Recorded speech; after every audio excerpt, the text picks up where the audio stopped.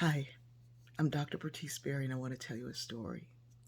We were going to run an errand, my daughter, my granddaughter, and I.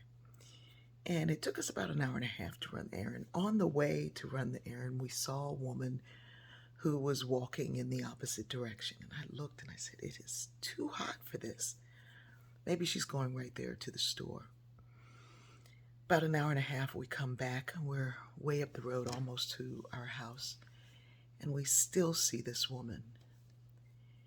And I said, "This is the same woman that was walking. This is terrible." It was really hot. So I pulled over and I waved to her and waved and waved and waved. And finally she came up and I said, "We're going to give you a ride. It's too hot to be out here." She said, "Yes, it really is. And it's bad." And finally she got in. It took some encouragement for her to get in. And I don't blame her. She didn't know us. We didn't know her. And she got in, and we asked where she was going, and it was quite another distance. And I said, "This is really far." And she said, "Yeah, like 14 miles in that heat." And so we pulled over at the gas station. We had a big jug of water in the back, but it was too wieldy to drink from. And Fatima had offered her tea. She said, "We just got it." But, it had been drank from. And she was like, "No, thank you." So she was holding her head because it was so hot. And so we pulled over and got some water. Now, this is to me where the story is kind of funny.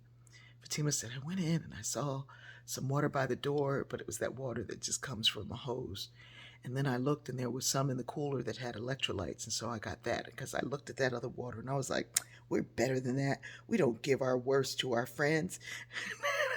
I was laughing when she told me the story later because sometimes you think your kids are not listening to you, and they are.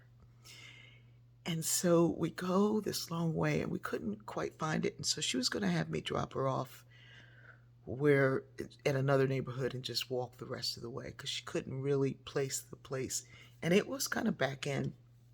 And I said, "No, I'm going to take you to where you're going." I said, "My family, when I was growing up, we didn't have a car.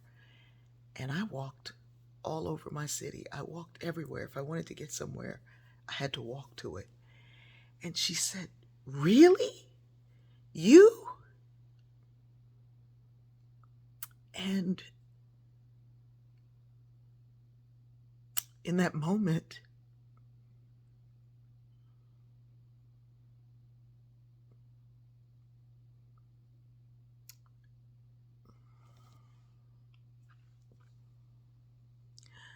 not only did I know the distance I had come,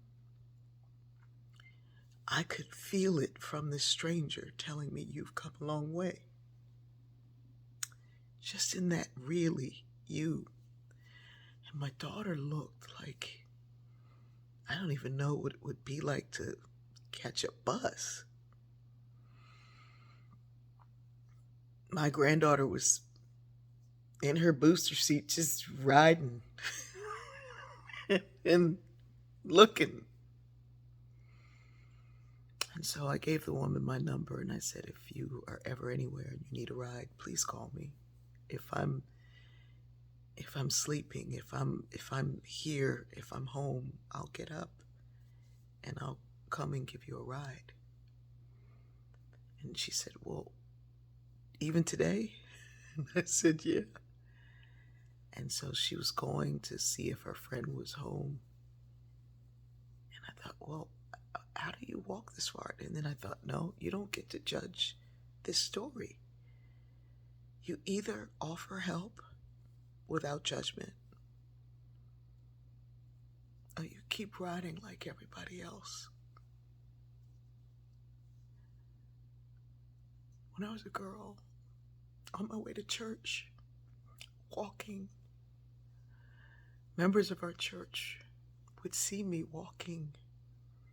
They would honk the horn and wave. Some would even laugh. And they'd keep on riding. If I see you walking in the heat, the cold, the rain, and you look like you need a ride.